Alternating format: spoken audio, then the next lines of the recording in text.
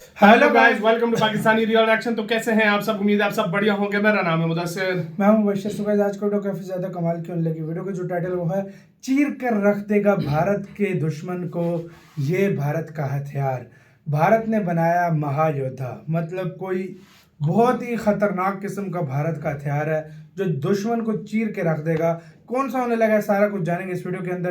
टेक्नोफीरिया का वीडियो, इनकी वीडियो का लिंक मिल जाएगा डिस्क्रिप्शन में। काउंट करते हैं 3 2 1 एंड स्टार्ट। दोस्तों, एडवांस हो रहे हैं दुश्मन को करारा जवाब देने के लिए हमें भी एडवांस होना बेहद ज़रूरी हो गया है। और इस चीज़ को पूरा करने के लिए भारत की कई डिफेंस संस्थाएं जैसे DRDO, HAL, ATE और इसरो जैसे कई संस्थाएं बेजोड़ मेहनत कर रही हैं ताकि जल्द से जल्द भारत के तीनों सेनाओं को दुश्मन को युद्ध में परास्त करने के लिए कई हथियारों को बनाने पर काम कर रही हैं, ताकि दुश्मन कभी हम पर हमला करे तो जल्द से जल्द हम उसे युद्ध में परास्त कर सकें। और इसी को ध्यान में रखते हुए हमारे वैज्ञानिक एक ऐसा हथियार बनाने में लगे हुए हैं जिसका नाम भगवान शिव जी के त्रिशूल के नाम पर रखा गया है।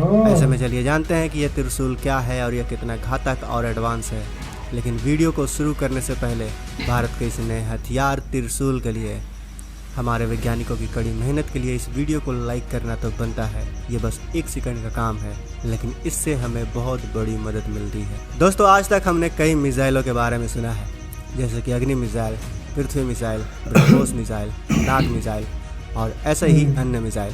लेकिन आप में से काफी कम लोग होंगे जिन्होंने भारत के त्रिशूल मिसाइल के बारे में सुना होगा। भारत का वो मिसाइल सिस्टम है जिसे बनाया तो गया था लेकिन शामिल नहीं किया गया। त्रिशूल भारत के शॉर्ट रेंज की सरफेस टू एयर मिसाइल है जिसे DRDO ने integrated guided missile development program के तहत डेवलप किया था।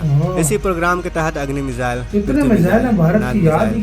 और कई अन्य मिसाइलों को भी डेवलप किया गया है। लेकिन इस त्रिशूल मिसाइल को खास तौर पर इसलिए डेवलप किया गया था ताकि इसे भारतीय नौसेना फ्रिगेट्स और डिस्ट्रॉयर पर तैनात कर सके। ये फाइटर जेट के खिलाफ एंटी-CS स्कैमर के रूप में काम करता है, यानी कि इस मिसाइल को खासकर उन चीज़ों को तबाह करने के लिए बनाया गया था जो रडार से बचने के लिए ब्रह्मोस की तरह कम ऊंचाई पर उड़ा करते हैं।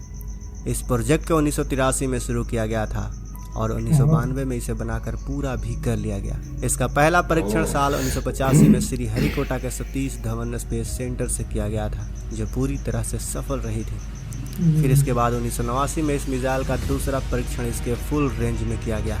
इस परीक्षण में त्रिशूल मिसाइल ने मैक 2 यानी 2469 किलोमीटर प्रति घंटे की रफ्तार हासिल करते हुए अपने टारगेट को 1992 तक ये मिसाइल पूरी तरह से बनकर तैयार हुई। काफी टाइम से भारत इस पर काम कर रहा है क्योंकि अभी तक इसका रडार सिस्टम तैयार नहीं हुआ था।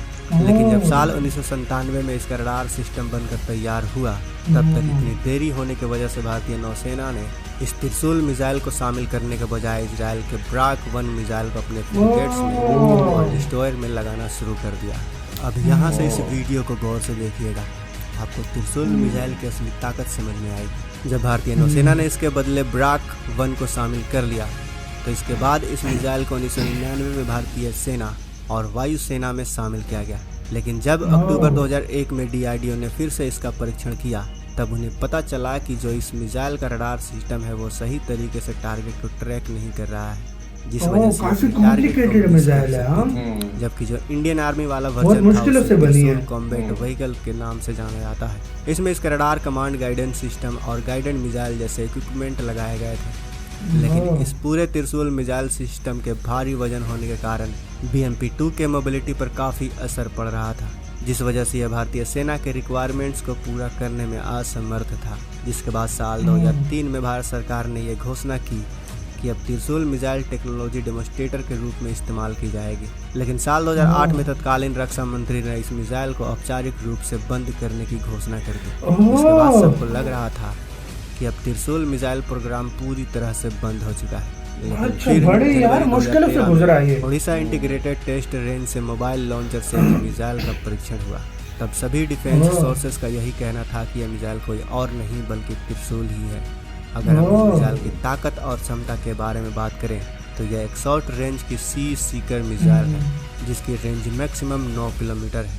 और ये अपने साथ 15 किलोग्राम तक के वॉर हेड को ले जाने में सक्षम है। साथ ही इस मिसाइल की सबसे खास बात यह है कि यह उस समय में सुपरसोनिक रफ्तार से उड़ने में सक्षम थी और इसमें लो एल्टीट्यूड रेडियो उस समय में हाई लूप कंट्रोल जैसे फीचर शामिल थे। जब बहुत कम मिसाइल सुपरसोनिक पकड़ दी। इसी मिसाइल की टेक्नोलॉजी लेकर भारत ने QRSAM और VLSRSAM मिसाइल को विकसित किया, लेकिन अब कहा जा रहा है कि भारत के वैज्ञानिकों ने त्रिशूल 2 पर काम करना शुरू कर दिया है। त्रिशूल 2 को आज के वॉरफेयर को देखकर डेवलप किया जा रहा है ताकि ये छोटे छोटे लक्ष्य जैसे कि दुश्मन के छोटे ड्रोन्स, दुश्मन के छोटे टोही विमान, military warfare drone, swarm drone और अनमैन्ड फाइटर व्हीकल जैसे उड़ने वाले चीज़ों को टारगेट करके क्योंकि दोस्तों आने वाला जो समय है उस समय में सेना नहीं बल्कि टेक्नोलॉजी युद्ध लड़ेगी और हमारे पास डिफेंस के लिए जितनी ज़्यादा हथियार होंगे युद्ध में हमें उतनी ही ज़्यादा बढ़त मिलेगी। अभी त्रिशूल 2 पे ज़्यादा जानकारी नहीं आई है, लेकिन डिफेंस एक्सपर्ट का मानना है कि इसकी रेंज 100 से 300 किलोमीटर होगी